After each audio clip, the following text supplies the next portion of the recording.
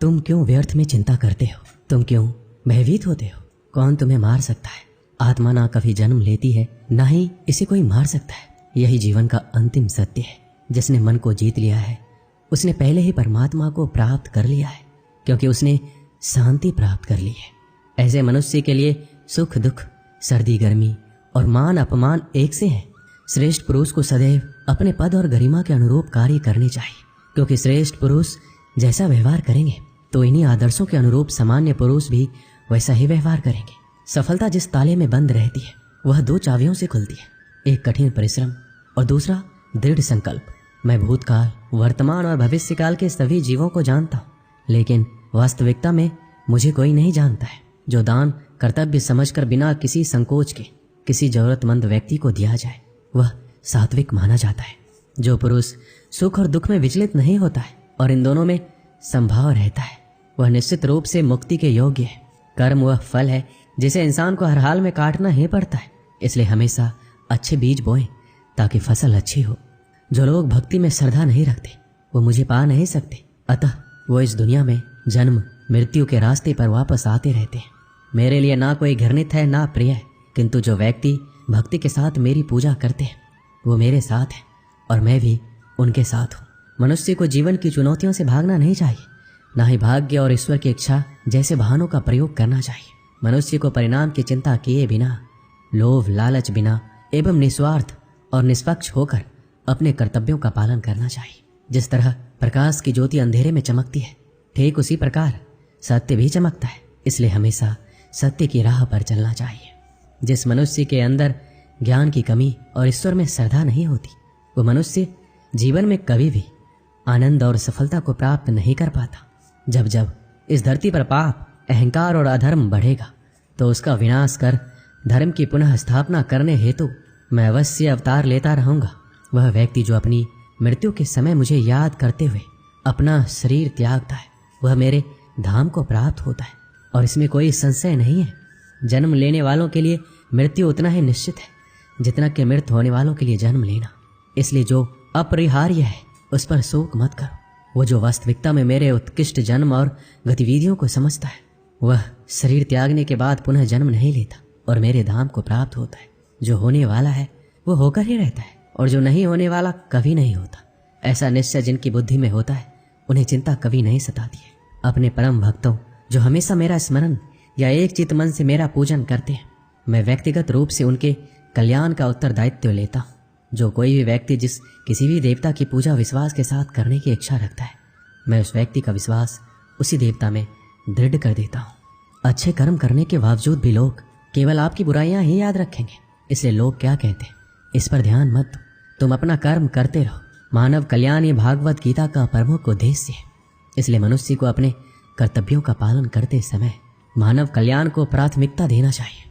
इतिहास कहता है कल सुख था, विज्ञान कहता है कल सुख होगा, लेकिन धर्म कहता है अगर मन सच्चा और दिल अच्छा हो तो हर रोज सुख होगा। क्रोध से भ्रम पैदा होता है, भ्रम से बुद्धि व्यग्र होती है, जब बुद्धि व्यग्र होती है तो तर्क नष्ट हो जाता है, और जब तर्क नष्ट होता है तब व्यक्ति का पतन होता है। अपने आप को ईश्वर के प्रति समर्पित कर दो, यही सबसे बड़ा सहारा है। जो कोई भी इस सहारे को पहचान गया है वह डर, चिंता और दुखों से आजाद रहता है। मनुष्य को अपने कर्मों के संभावित परिणामों से प्राप्त होने वाली विजय या पराजय, लाभ या हानि, प्रसन्नता या दुख इत्यादि के बारे में सोचकर चिंता से ग्रसित नहीं होना चाहिए। ना तो यह शरीर तुम्हारा है, ना ही तुम इस शरीर के मालिक हो। यह शरीर 5 तत्वों से बना है, आग, जल, वायु, पृथ्वी और आकाश। एक दिन यह शरीर इन्हीं 5 तत्वों में विलीन हो जाएगा। मनुष्य का मन इंद्रियों के चक्रव्यूह के कारण भ्रमित रहता है, जो वासना, लालच, आलस्य जैसी बुरी आदतों से ग्रसित हो जाता है। इसलिए मनुष्य का अपने मन एवं आत्मा पर पूर्ण नियंत्रण होना चाहिए। मनुष्य को अपने धर्म के अनुसार कर्म करना चाहिए, जैसे विद्यार्थी का धर्म विद्या प्राप्त करना, सैनिक का धर्म देश की रक्षा करना। जिस मानव का जो कर्तव्य है उसे वह कर्तव्य पूर्ण करना चाहिए। मैं सभी प्राणियों को समान रूप से देखता हूँ। मेरे लिए ना कोई कम प्रिय है ना ही ज्यादा, लेकिन जो मनुष्य मेरी प्रेम पूर्वक आराधना करते हैं वो मेरे भीतर रहते हैं और मैं उनके जीवन में आता हूँ। तुम्हारा क्या गया जो तुम रोते हो? तुम क्या लाए थे जो तुमने खो दिया? तुमने क्या पैदा किया था जो नष्ट हो गया? तुमने जो लिया यहीं से लिया, जो दिया यहीं पर दिया। जो आज तुम्हारा है कल किसी और का होगा, क्योंकि परिवर्तन ही संसार का नियम है। जो मनुष्य जिस प्रकार से ईश्वर का स्मरण करता है उसी के अनुसार ईश्वर उसे फल देते हैं। कंस ने श्री कृष्ण को सदैव मृत्यु के लिए स्मरण किया तो श्री कृष्ण ने भी कंस को मृत्यु प्रदान की। अतः परमात्मा को उसी रूप में स्मरण करना चाहिए जिस रूप में मानव उन्हें पाना चाहता है। भगवान प्रत्येक वस्तु में, प्रत्येक जीव में मौजूद है। आत्मा अमर है, इसलिए मरने की चिंता मत करो।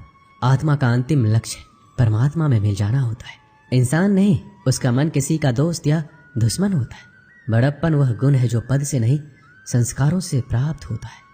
व्यक्ति या जीव का कर्म ही उसके भाग्य का निर्माण करता है। वर्तमान परिस्थिति में जो तुम्हारा कर्तव्य है वही तुम्हारा धर्म है। मन बहुत चंचल है जो इंसान के दिल में उथल पुथल कर देता है।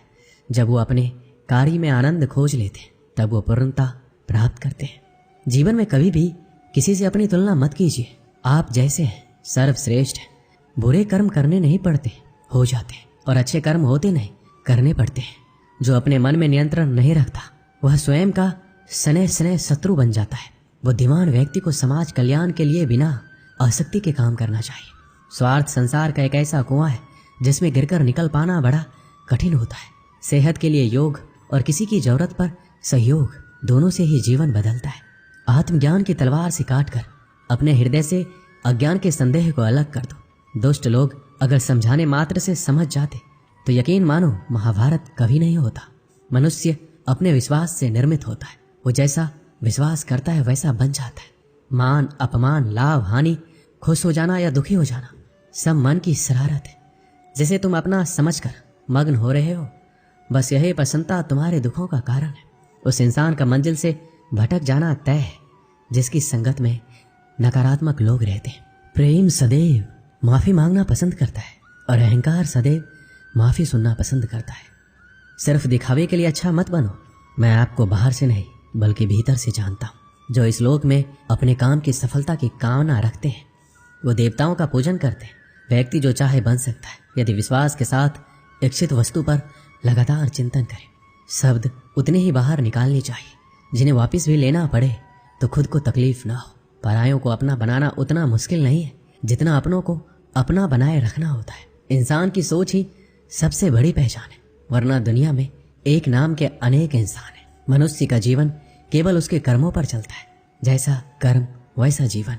मन अशांत हो तो उसे नियंत्रित करना कठिन है, लेकिन अभ्यास से इसे वश में किया जा सकता है। दिव्यता केवल शक्तिशाली होने में नहीं बल्कि वास्तविक दिव्यता दूसरों में शक्ति जागृत करने में है। मन की गतिविधियां, होश, श्वास और भावनाओं के माध्यम से भगवान की शक्ति सदा तुम्हारे साथ है। जीवन में वाणी को संयम में रखना अनिवार्य है क्योंकि वाणी से दिए हुए घाव कभी भरे नहीं जा सकते।